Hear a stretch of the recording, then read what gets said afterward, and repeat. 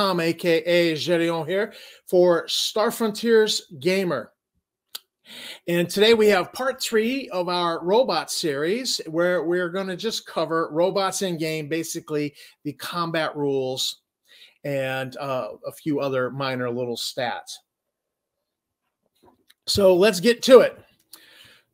All things in Star Frontiers that engage in combat have an initiative modifier. The robot's initiative modifier is 3 plus its level.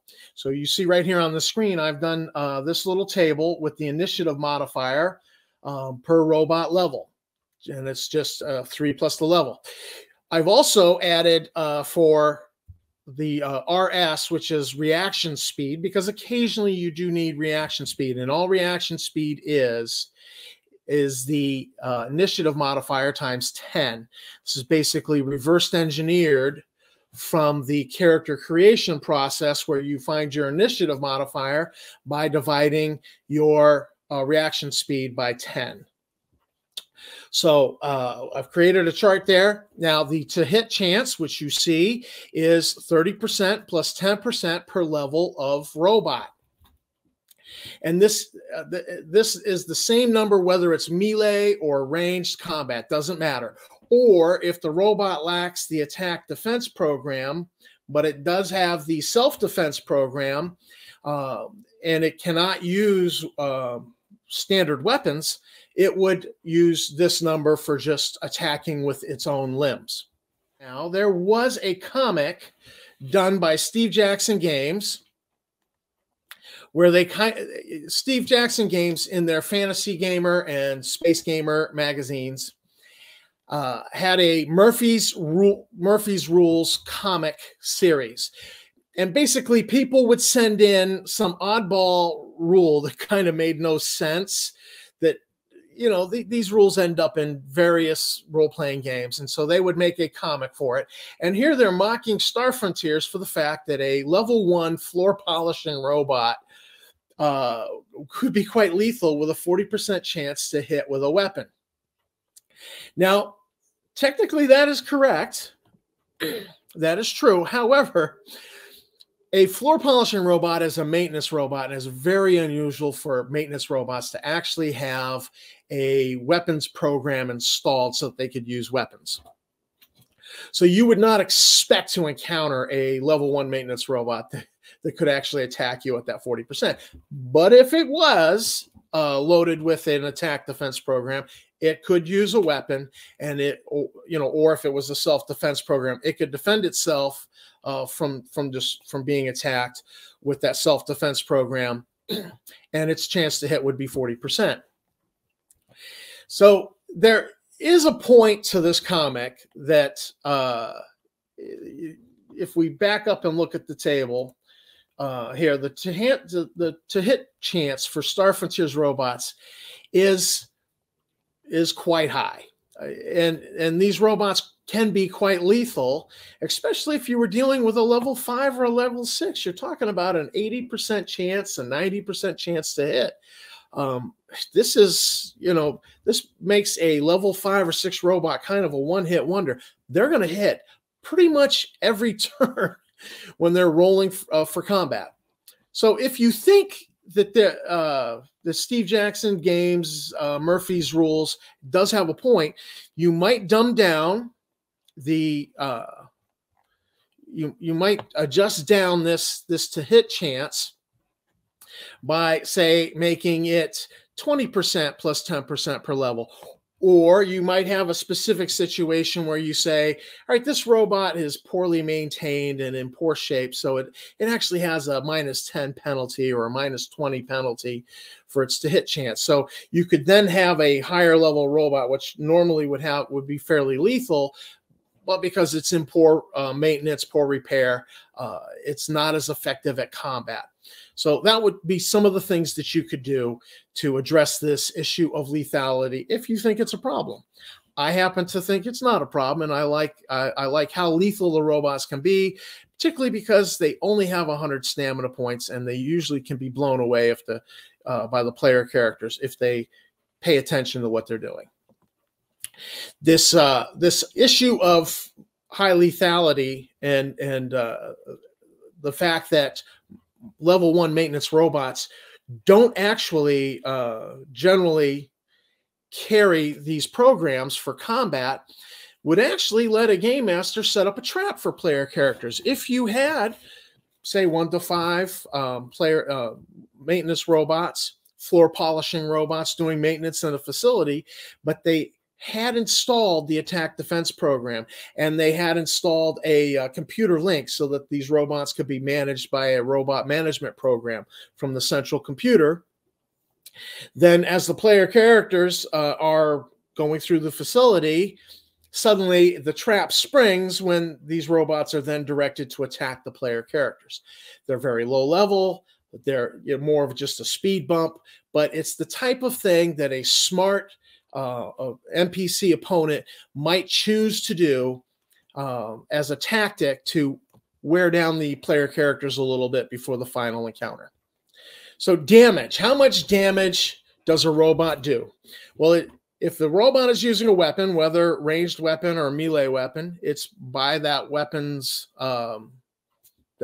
standard damage expression. If it is not armed and it's using its robotic limbs to attack, then it's 2d10 for the standard and anthropomorphic robot limbs, and heavy-duty robot limbs do 6d10. The typical application of a robot making an attack with its limbs is that it gets 1 attack. Now, extra pairs of limbs can be purchased and installed, and although the rules don't specify, I would judge that the benefit of an extra pair of limbs is an extra melee attack with those limbs. So let's talk about movement. This table's from the rulebook in the price list for the robot parts. And here you have this top speed of various robots. Speed is determined by movement. So your Cybot heavy-duty robots, service robots, brain robots, these move at 30 meters per turn. Your maintenance robots at 60 meters per turn, security at 90, combat and warbots at 120. Now, movement, these movement rates, it does not matter whether the robot has legs, wheels, or tracks like a bulldozer or a tank. And you can specify when you're building a robot that you want wheels instead of legs, but be forewarned that the robot will not be able to negotiate stairs with those wheels. But the manufacturer can specify wheels, legs, or tracks. No cost. There's no change to the cost.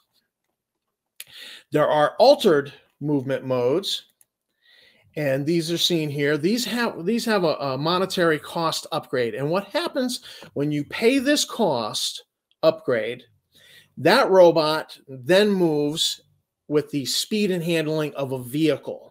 In the case of hover, it's a hover car. In the case of rotor, it is a jet copter. And in the case of rocket, it is the air car. Now, there is another option for altered movement, and that is adding hover, rotor, or rocket movement, but retaining the original movement rate for the robot. And there's no cost associated with this. For example, let's say a colony wants an observer drone to monitor its agricultural assets. And rotor movement would be the best option for this, but it does not need the blazing speed of a jet copter. So it opts for the rotor movement at the standard movement rate of the maintenance robot, which is 60 meters per turn. Now, one final movement mode is for 0G, and this comes into play when you start doing things with spaceships and Nighthawks, and that is compressed air. And compressed air basically is letting out compressed air to move it around in 0G. And so compressed air movement mode can be substituted for the robot's legs or wheels at no cost, or it could be added to a robot with legs for an additional cost of 500 credits. And this confers the speed of 30 meters per turn in 0G. Now, after combat, you might wish to repair a robot. The standard repair rule is on page 11 in the Alpha Dawn Expanded rules. And basically, the game master needs to make a judgment call if a repair is minor, major, or total. If it's minor, it's 1d10 minutes to affect the repair. If it's major, it's 1d10 hours to affect the repair. And if it's total, it takes 1d10 hours times 10. So up to 100 hours. That could be 5 days of game time, providing the character never sleeps. I would allow a roboticist player to know the time involved before they make the repair roll, as they might decide to not bother with it. So just go ahead and roll it, tell the roboticist, because any decent mechanic can look at a car and tell you, it's, about 5 hours or 2 days, or they can estimate. And I think a roboticist could do this too. No skill roll involved. They can just make an estimate. Game master should just tell them approximately this amount of time. Now, things repaired in the field, just in the field with a tool, with a personal toolkit, not repaired in a shop or in the engineering section of a spaceship, have a chance of breaking down again. This rule is, it's a 10% cumulative chance per day. That's a galactic standard day of 20 hours that it will break down again. I think this rule is actually kind of harsh.